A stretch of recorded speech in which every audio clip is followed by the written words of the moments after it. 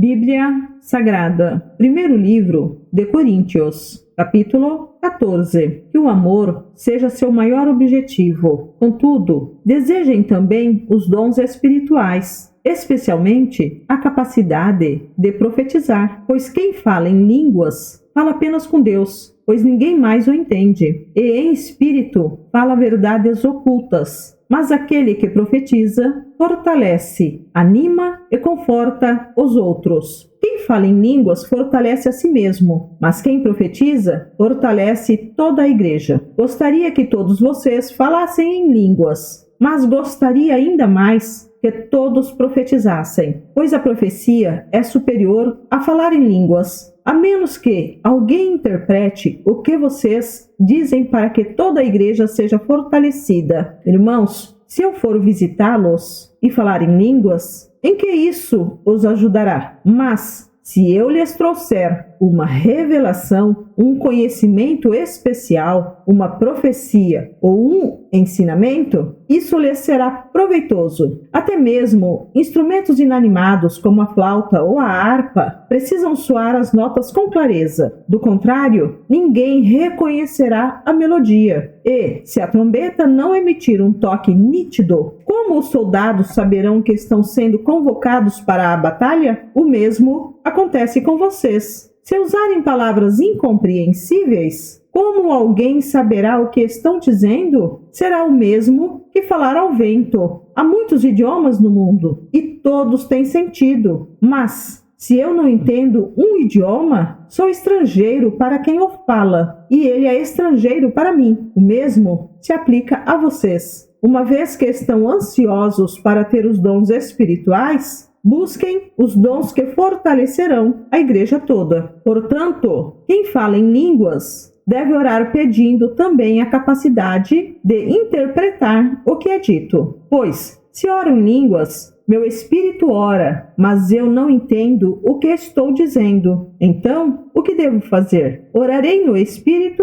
e também orarei em palavras que entendo. Cantarei no espírito e também cantarei em palavras que entendo. Pois, se louvarem apenas no espírito, como poderão louvar com vocês aqueles que não os entendem? Como poderão agradecer com vocês? Se não entendem o que estão dizendo, vocês darão graças muito bem, mas não fortalecerão aqueles que os ouvem. Dou graças a Deus, porque falo em línguas mais que qualquer um de vocês. Contudo, numa reunião da igreja, prefiro dizer 5 palavras compreensíveis que ajudam os outros a falar 10.000 palavras em outra língua. Irmãos, não sejam infantis no entendimento dessas coisas. Sejam inocentes como bebês em relação ao mal, mas sejam maduros no entendimento, pois as Escrituras dizem: falarei a este povo em línguas estranhas e por meio de lábios estrangeiros. Mesmo assim, este povo não me ouvirá, diz o Senhor. Portanto, falar em línguas é um sinal não para os que creem, mas para os descrentes. A profecia, contudo, é para os que creem e não para os descrentes. Ainda assim, se descrentes ou pessoas que não entendem essas coisas entrarem na reunião de sua igreja e ouvirem todos falarem em línguas, pensarão que vocês são loucos. Mas, se todos vocês estiverem profetizando e descrentes ou pessoas que não entendem essas coisas entrarem na reunião, serão convencidos do pecado e julgados por aquilo que vocês disserem. Ao ouvirem, os pensamentos secretos deles serão revelados, e eles cairão de joelhos e adorarão a Deus, declarando: de fato, Deus está aqui no meio de vocês. Pois bem, irmãos, o que fazer? Então, quando vocês se reunirem, um cantará, o outro ensinará, o outro revelará, um falará em línguas e o outro interpretará o que for dito. Tudo o que for feito, porém, deverá fortalecer a todos. Não mais que 2 ou 3 devem falar em línguas, devem se pronunciar um de cada vez, e alguém deve interpretar o que disserem, mas se não houver alguém que possa interpretar, devem permanecer calados na reunião da igreja, falando com Deus em particular. Que 2 ou 3 profetizem e outros avaliem o que for dito. Se alguém estiver profetizando e outra pessoa receber uma revelação, quem está falando deve se calar. Desse modo, todos que profetizam terão sua vez de falar, um depois do outro, para que todos sejam instruídos e encorajados. Aqueles que profetizam têm controle de seu espírito e podem falar um por vez, pois Deus não é Deus de desordem, mas de paz, como em todas as reuniões do povo santo. As mulheres devem permanecer em silêncio durante as reuniões da igreja. Não é apropriado que falem, devem ser submissas, como diz a lei. Se tiverem alguma pergunta, devem fazê-la ao marido, em casa, pois não é apropriado que as mulheres falem nas reuniões da igreja. Ou vocês pensam que a palavra de Deus se originou entre vocês? Acaso são os únicos aos quais ela foi entregue? Se alguém afirma ser profeta ou se considera espiritual, será o primeiro a reconhecer que o que lhes digo é uma ordem do Senhor. Se alguém ignorar esse fato, ele mesmo será ignorado. Portanto, meus irmãos, anseiem profetizar e não proíbam o falar em línguas, mas cuidem para que tudo seja feito com decência e ordem.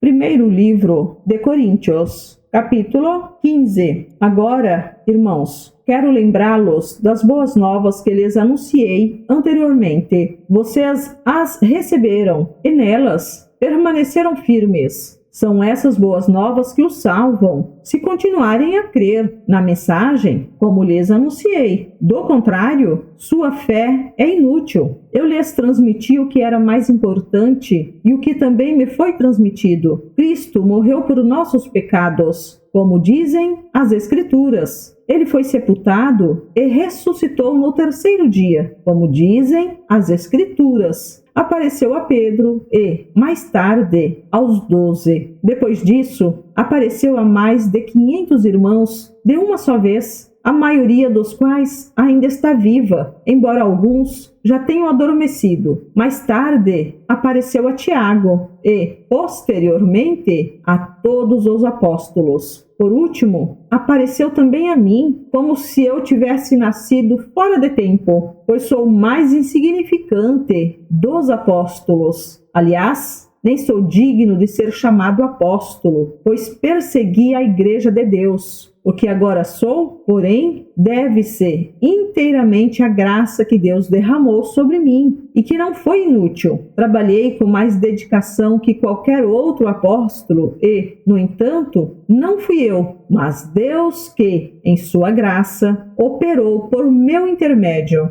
Logo, não faz diferença se eu prego ou se eles pregam, pois todos nós anunciamos a mesma mensagem, na qual vocês já creram. Pois bem, se proclamamos que Cristo ressuscitou dos mortos, por que alguns de vocês afirmam não haver ressurreição dos mortos? Pois, se não existe ressurreição dos mortos, Cristo não ressuscitou. E, se Cristo não ressuscitou, nossa pregação é inútil, e a fé que vocês têm também é inútil. Então estamos todos mentindo a respeito de Deus, pois afirmamos que ele ressuscitou a Cristo. Mas, se não existe ressurreição dos mortos, isso não pode ser verdade. E, se não existe ressurreição dos mortos, então Cristo também não ressuscitou. E, se Cristo não ressuscitou, a fé que vocês têm é inútil, e vocês ainda estão em seus pecados. Nesse caso, todos que adormeceram, crendo em Cristo, estão perdidos. Se nossa esperança em Cristo vale apenas para essa vida, somos os mais dignos de pena em todo o mundo. Mas Cristo de fato ressuscitou dos mortos. Ele é o primeiro fruto da colheita de todos que adormeceram. Uma vez que a morte entrou no mundo por meio de um único homem, agora a ressurreição dos mortos começou por meio de um único homem. Assim, como todos morremos em Adão, todos que são de Cristo receberão nova vida. Mas essa ressurreição tem uma sequência. Cristo ressuscitou como o primeiro fruto da colheita, e depois todos que são de Cristo ressuscitarão quando ele voltar. Então virá o fim, quando ele entregará o reino a Deus, o Pai, depois de ter destruído todos os governantes e autoridades e todo poder. Pois é necessário que Cristo reine até que tenha colocado todos os seus inimigos debaixo de seus pés. E o último inimigo a ser destruído é a morte, pois as Escrituras dizem: Deus pôs todas as coisas sob a autoridade dele. Claro que, quando se diz que todas as coisas estão sob a autoridade dele, isso não inclui aquele que conferiu essa autoridade a Cristo. Então, quando todas as coisas estiverem sob a autoridade do Filho, ele se colocará sob a autoridade de Deus, para que Deus, que deu a seu Filho autoridade sobre todas as coisas, seja absolutamente supremo sobre todas as coisas em toda parte. E o que dizer dos que se batizam em favor dos mortos? Se os mortos não ressuscitam, como dizem eles, porque se batizam em favor dos que já morreram? E nós, porque arriscamos a vida o tempo todo? Pois eu afirmo, irmãos, que enfrento a morte diariamente, assim como afirmo o meu orgulho daquilo que Cristo Jesus, nosso Senhor, fez em vocês. E, se não haverá ressurreição dos mortos, de que me adiantou ter lutado contra feras, isto é, aquela gente de Éfeso? Se não há ressurreição, comamos e bebamos, porque amanhã morreremos. Não se deixem enganar pelos que dizem essas coisas, pois as más companhias corrompem o bom caráter. Pensem bem sobre o que é certo e parem de pecar, pois, para sua vergonha, eu lhes digo que alguns de vocês não têm o menor conhecimento de Deus. Alguém pode perguntar: como os mortos ressuscitarão? Que tipo de corpo terão? Que perguntas tolas! A semente só cresce e se transforma em planta depois que morre. E aquilo que se coloca no solo não é a planta que crescerá, mas apenas uma semente de trigo ou de alguma outra planta. Então, Deus lhe dá um novo corpo como Ele quer. Um tipo diferente de planta cresce de cada tipo de semente. Da mesma forma, há tipos diferentes de carne. Um tipo para os seres humanos, outro para os animais, outro para as aves e outro para os peixes. Também há corpos celestes e corpos terrestres. A glória dos corpos celestes é diferente da glória dos corpos terrestres. O sol tem um tipo de glória, enquanto a lua e as estrelas têm outro, e até mesmo as estrelas diferem em glória umas das outras. O mesmo acontece com a ressurreição dos mortos. Quando morremos, o corpo terreno é plantado no solo, mas ressuscitará para viver para sempre. Nosso corpo é enterrado em desonra, mas ressuscitará em glória. É enterrado em fraqueza, mas ressuscitará em força. É enterrado como um corpo humano natural, mas ressuscitará como corpo espiritual. Pois, assim como há corpos naturais, também há corpos espirituais. As Escrituras nos dizem: o primeiro homem, Adão, se tornou ser vivo, mas o último Adão é espírito que dá vida. Primeiro vem o corpo natural, depois o corpo espiritual. O primeiro homem foi feito do pó da terra, enquanto o segundo homem veio do céu. Os que são da terra são como o homem terreno, e os que são do céu são como o homem celestial. Da mesma forma que agora somos como o homem terreno, algum dia seremos como o homem celestial. Estou dizendo, irmãos, que nosso corpo físico não pode herdar o reino de Deus. Este corpo mortal não pode herdar aquilo que durará para sempre. Mas eu lhes revelarei um segredo maravilhoso. Nem todos dormiremos, mas todos seremos transformados. Acontecerá num instante, num piscar de olhos, ao som da última trombeta. Pois, quando a última trombeta soar, aqueles que morreram ressuscitarão a fim de viver para sempre. E nós que estivermos vivos, também seremos transformados, pois nosso corpo mortal precisa ser transformado em corpo imortal. Então, quando nosso corpo mortal tiver sido transformado em corpo imortal, se cumprirá a passagem das Escrituras que diz: a morte foi engolida na vitória. Ó morte, onde está sua vitória? Ó morte, onde está seu aguilhão? O pecado é o aguilhão da morte que nos fere, e a lei é o que torna o pecado mais forte. Mas graças a Deus, que nos dá a vitória sobre o pecado e sobre a morte, por meio de nosso Senhor Jesus Cristo. Portanto, meus amados irmãos, sejam fortes e firmes. Trabalhem sempre para o Senhor com entusiasmo, pois vocês sabem que nada do que fazem para o Senhor é inútil.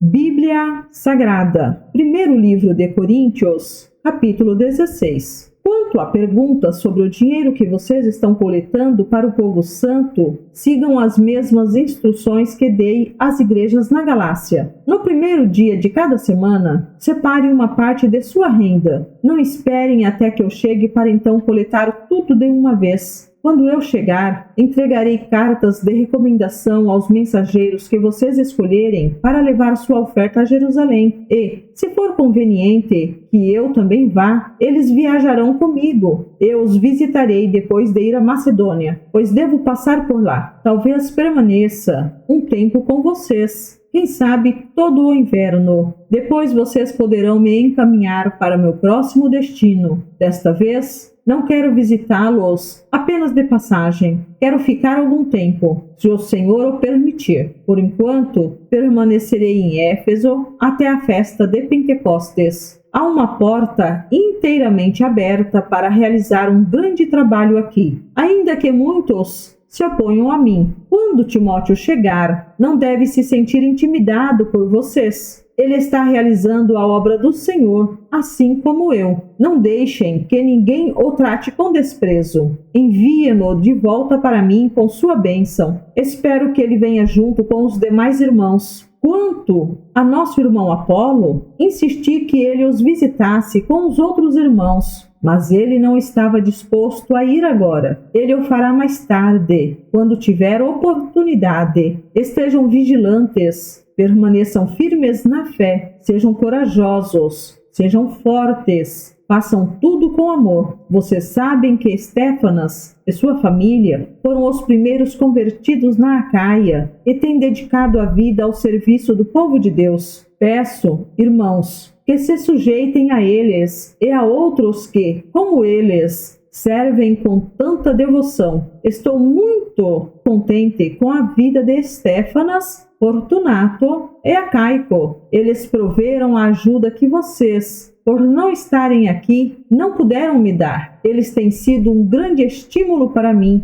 como foram para vocês. Valorizem todos que servem tão bem. As igrejas aqui na província da Ásia enviam saudações no Senhor. Também os saúdam Áquila e Priscila, e todos da igreja que se reúne na casa deles. Todos os irmãos daqui lhes enviam saudações. Saúdem uns aos outros com beijo santo. Esta é minha saudação de próprio punho. Paulo, se alguém não ama o Senhor, essa pessoa é maldita. Vem, nosso Senhor. Que a graça do Senhor Jesus esteja com vocês. Envio meu amor a todos vocês em Cristo Jesus.